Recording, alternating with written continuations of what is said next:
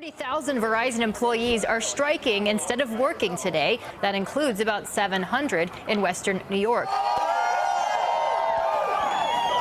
This was the scene just after the strike was declared this morning, as a 6 a.m. negotiations deadline came and went without a contract deal for 39,000 workers who are represented by the Communication Workers of America and the International Brotherhood of Electrical Workers Union. Mark Kirker. I teach economics here at Alice High School. You know, all businesses for the most part are price takers, so there's a price that they take. They can't set the price due to supply and demand. So businesses are constantly trying to smash their costs and lower their costs to become more efficient. So outsourcing, I think, from an economic standpoint, is a good thing. It allows, you know, us to get things that we want for cheaper, and then we save money on those things. We can use it to buy other things.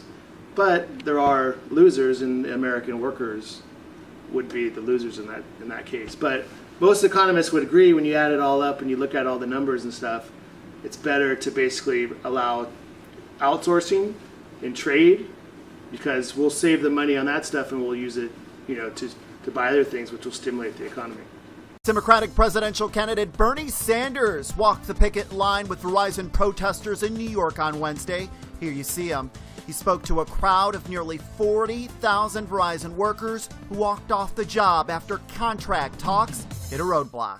You have chosen to stand up for dignity, for justice, and to take on an enormously powerful special interest. Thank you for what you're doing. We're going to win this thing.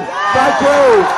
Verizon and the unions have been talking since last June over the company's plans to cut health care and pension-related benefits over a 3-year period.